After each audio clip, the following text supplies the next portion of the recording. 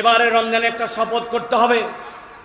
সেই শপথ হচ্ছে আমরা এবারে রমাদানে আল্লাহ যদি আমাদেরকে তৌফিক দেয় আমরা ইতিকাফের মধ্যে ঢোকার জন্য চেষ্টা করব। আপনাদের এলাকায় আছে কিনা? আমাদের এলাকায় আছে।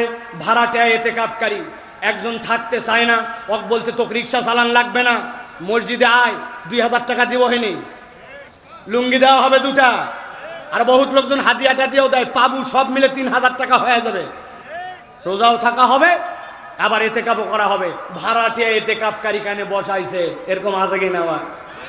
আহা হা, আল্লাহ নবী সাল্লাল্লাহু আলাইহি সাল্লাম জামে মসজিদ কেন্দ্রিক ইতিকাফকারীকে সিলেক্ট করলেন। এটা হচ্ছে আপনার জন্য ওয়াজিবুল কিফায়া, এটা আদায় না করলে সকলে গুনাহগার হবে। আর আপনি আমি ভাড়াটিয়া ইতিকাফকারী হলাম। ও আমার ভাইয়েরা, ও আমার বোনেরা, আপনাদের জন্য বলবো, আসেন আল্লাহর জন্য take a vacation for 1 day or 2 days or 3 days. আপনি আল্লাহর জন্য একটা ভ্যাকেশন বানান। আপনি কত এক্সকারশনে যান, আপনি কত ট্যুরে যান, কিন্তু আপনি জীবনে একদিন ইতিকাফের জন্য যান নাই। একদিন মাগরিবের সময় ঢুকবেন, পরের দিন বের হবেন, আপনার জন্য 24 ঘন্টার ইতিকাফ। আল্লাহ নবী সাল্লাল্লাহু আলাইহি ওয়াসাল্লামের ঘোষণা অনুযায়ী আপনার থেকে জাহান্নামকে আদিগন্ত 3টা খানাদেক আপনাকে দূর করে দিবে। অথচ ইমানদার কত কাজ করে, ইতিকাফ করে না। ইয়াংরা প্ল্যান করো 20 রোজার আগে আপনি কাজ শেষ করবেন, বাজার করবেন, বলে ইতিকাফ কেন থাকতে পারো না? বলে হুজুর এখনো ঈদের বাজার হয় নাই, এখনো কর্মচারীকে বেতন দেওয়া হয় নাই, এখনো এ কাজ বাকি আছে, ও কাজ বাকি আছে। আর কতগুলা মুরব্বী আছে আজগবি বাড়ির থাকে, তারপরেও জীবনে ইতিকাফ করে নাই, আছে কিনা? মেহেরবানি করে এবার আল্লাহর জন্য আমরা নিয়ত জন্য হলেও আমরা ইতিকাফ করব। হাদিসের মধ্যে আসছে ইন্না নবী সাল্লাল্লাহু আলাইহি ওয়াসাল্লাম কানা ইয়াতাকিফুল আশরাল আওয়াখির মিন রমাদান হাত্তা তাওয়াফা।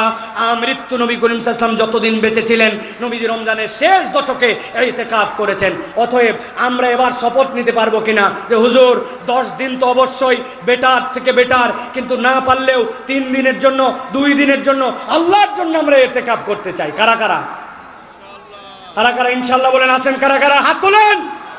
বহুত সময় নষ্ট করেন, আল্লাহর জন্য একটা সময় দেওয়ার চেষ্টা করেন। হাত নামান। প্ল্যান করে ইতিকাফে ঢুকবেন। আমি 2টা সূরা শুদ্ধ করব, সূরা ফাতিহা আর একটা সূরা, 2টা সূরার অর্থ জানবো, একটা নতুন আয়াত মুখস্থ করব।